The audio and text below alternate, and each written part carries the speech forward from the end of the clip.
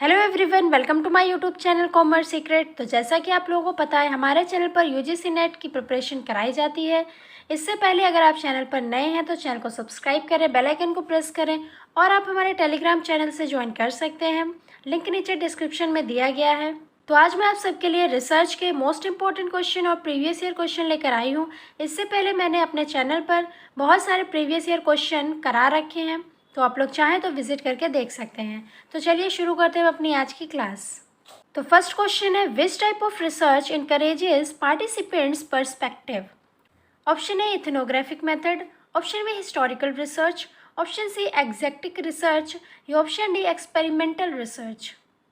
तो बताइए कौन सी ऐसी टाइप की रिसर्च है जो इनकरेज करती है पार्टिसिपेंट्स के पर्सपेक्टिव को।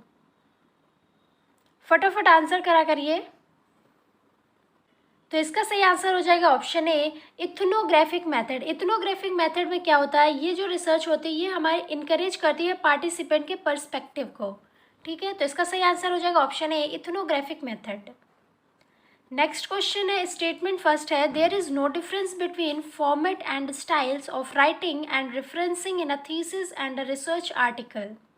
स्टेटमेंट सेकेंड है, research ethics and its observance is mandatory for all researches. Choose the correct answer. Option A है both statement first and statement second are true. Option B both statement first and statement second are false. Option C statement first is true but statement second is false. और option D statement first is false but statement second is true. तो बताइए आप लोगों को क्या लग रहा है इस क्वेश्चन का आंसर। तो इसका सही आंसर हो जाएगा ऑप्शन फोर्थ, यानी ऑप्शन डी हमारा स्टेटमेंट फर्स्ट जो है वो फॉल्स है और स्टेटमेंट सेकेंड जो है वो ट्रू है। स्टेटमेंट फर्स्ट में बोला गया there is no difference between format and style of writing and referencing in a thesis and a research article. देखिए डिफरेंस तो होता है, थोड़ा थोड़ा हर चीज़ में डिफरेंस है। ठीक है, तो ये जो हमारा हो जाएगा गलत हो जाएगा स्टेटमेंट। स्टेटमेंट सेकेंड है, research ethics and its observance is mandatory for all researchers. Ethics को फॉलो करना सभी रिसर्चर्स के लिए कंपलसरी होता है, मैंडेटरी होता है। तो स्टेटमेंट सेकेंड हमारा सही हो जाएगा। नेक्स्ट क्वेश्चन है, स्टेटमेंट फर्स्ट है, data analysis in a research being a technical job, research ethics does not matter. Statement second है, ICT is helpful almost at all stage of research. Choose the correct answer. Option A है both statement first and statement second are true. Option B है both statement first and statement second are false. Option C statement first is true but statement second is false. और option D statement first is false but statement second is true. तो बताइए इसका सही answer क्या होगा। तो इसका सही आंसर हो जाएगा ऑप्शन डी, स्टेटमेंट फर्स्ट जो है वो हमारा रॉन्ग है बट जो हमारा स्टेटमेंट सेकेंड है वो ट्रू है।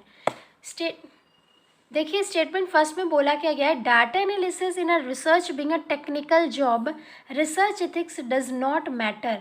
ऐसा तो नहीं कि रिसर्च एथिक्स मैटर नहीं करते, तो रिसर्च एथिक्स तो हमारे रिसर्च में मैटर करते हैं। तो स्टेटमेंट फर्स्ट हमारा हो जाएगा गलत। और स्टेटमेंट सेकेंड है, ICT is helpful almost at all stage of research. तो ये सही है कि जो ICT है वो हर एक स्टेज पे रिसर्च के हमें हेल्प करती है। तो स्टेटमेंट सेकेंड हमारा क्या हो जाएगा, सही हो जाएगा। तो इसका सही आंसर है स्टेटमेंट फर्स्ट जो है वो फॉल्स है but statement second is true. Next question है, in which of the following researches attempts are made to establish context free generalization. Option A phenomenology, option B grounded theory, option C symbolic interactionism या option D experimental studies. Context free generalization, बताइए फटाफट answer. तो इसका सही answer हो जाएगा option D experimental studies. Next question है, data of researcher take the form of words और pictures with the researcher as the key instrument in which of the following studies. Option A participant observation based studies, option B ex post facto studies, option C experimental studies या option D descriptive survey studies. फटाफट answer करिए इसका। Easy question है, बहुत previous year आया हुआ है ये।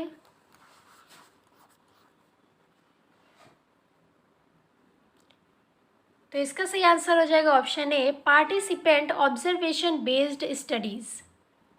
नेक्स्ट क्वेश्चन है, in which method of research an independent variable is manipulated with an intent to observe concomitant changes independent variable? Option A, ex post facto method, option B, case study method, option C, descriptive survey method, या option D, experimental method. तो बताइए इसका सही answer क्या होगा। हमारे independent variable is manipulated, उसको manipulate किया जा रहा है। तो इसका सही आंसर है ऑप्शन डी, एक्सपेरिमेंटल मेथड। देखिए जो हमारी एक्सपेरिमेंटल रिसर्च है उसमें ही हम क्या करते हैं, इंडिपेंडेंट वेरिएबल को मैनिपुलेट करते हैं और डिपेंडेंट वेरिएबल में उसका क्या देखते हैं, इफेक्ट देखते हैं। नेक्स्ट क्वेश्चन है, स्टेटमेंट फर्स्ट है, action research is used primarily to improve a given situation by a practitioner. Statement second है, applied research is directed at exploring applicability of principles already established. Choose the correct answer. Option A है, both statement first and statement second are true. Option B है, both statement first and statement second are false. Option C, statement first is true but statement second is false. और option D, statement first is false but statement second is true. बताइए इसका सही answer क्या होगा। तो इसका सही answer हो जाएगा option A, both statement first and statement second are true. यानी कि जो हमारा स्टेटमेंट फर्स्ट है, action research is used primarily to improve a given situation by practitioner, ये सही है। और सेकेंड स्टेटमेंट है, applied research is directed at exploring applicability of principles already established। ठीक है।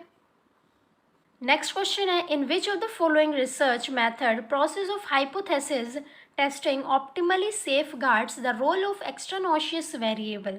Option A, ex post facto method, option B, experimental method, option C, historical method, या option D, descriptive survey method.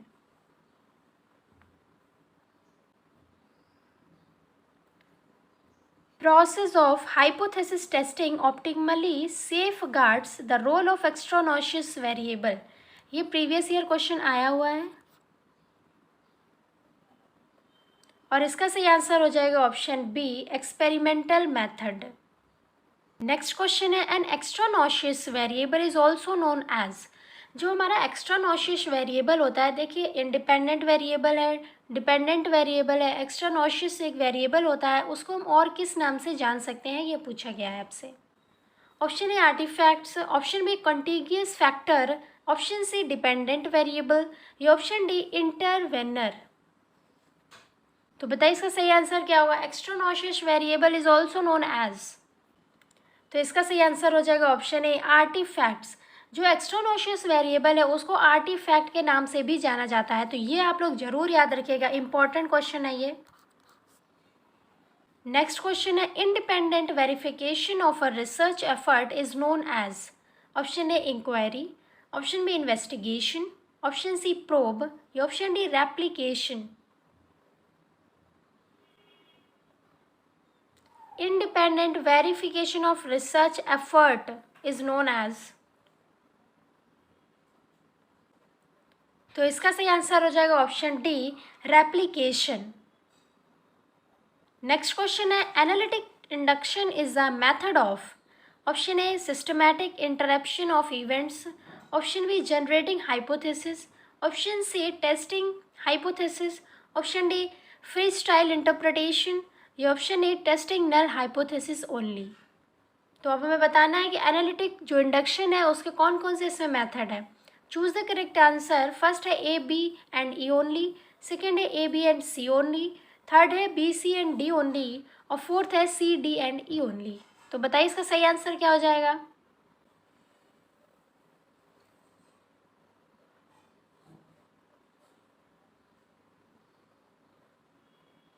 इसका सही answer हो जाएगा option second, A, B and C only.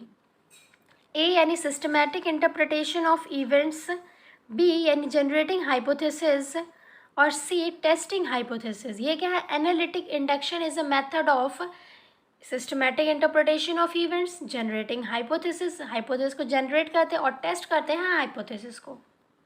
तो इसका सही आंसर हो जाएगा option second, A, B and C. Next question है, Sometimes subjects who know that they are in a control group may work hard to excel against the experimental group. Such a phenomenon is known as. Option A, compensatory rivalry. Option B, controlled competition. Option C, inspirational influence. या option D, motivational contest. बताइए, फटाफट answer करिए. तो इसका सही answer हो जाएगा option A, compensatory rivalry. Next question है, which of the following reliability techniques are used in a qualitative research.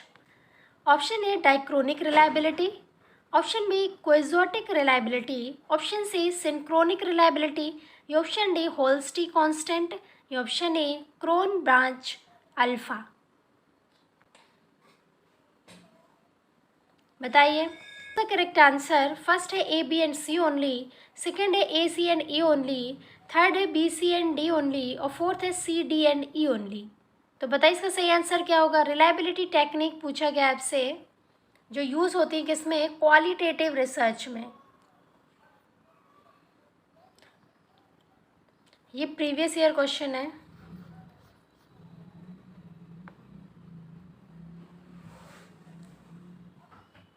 तो इसका सही आंसर हो जाएगा option first A, B and C. A यानी डाइक्रोनिक रिलायबिलिटी, बी यानी क्विजोटिक रिलायबिलिटी और सी सिंक्रोनिक रिलायबिलिटी. ये हमारी क्या है, रिलायबिलिटी टेक्निक है जो यूज़ होती है किसमें, क्वालिटेटिव रिसर्च में. ठीक है. नेक्स्ट क्वेश्चन है, what is the name of the score the student would get if the measurement were completely accurate and error free. Option A, I score. Option B, neutral score. Option C, true score. या option D, Z score.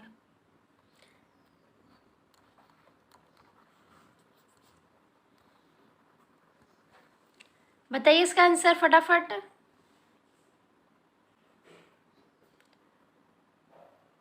तो इसका सही answer हो जाएगा option C, true score. Error free, accurate and error free, तो क्या हो जाएगा हमारा ट्रू स्कोर. नेक्स्ट क्वेश्चन है, some of the type of hypothesis are as follows. Option A, descriptive. Option B, null. Option C, confounding. Option D, intervening. या option E, explanatory. और explanatory को causal भी बोलते हैं. ठीक है. तो choose the correct answer. First है A, B and D only. Second है A, B and E only. Third है A, B and C only. और फोर्थ है B, C and D only. तो बताइए इसका सही आंसर क्या होगा.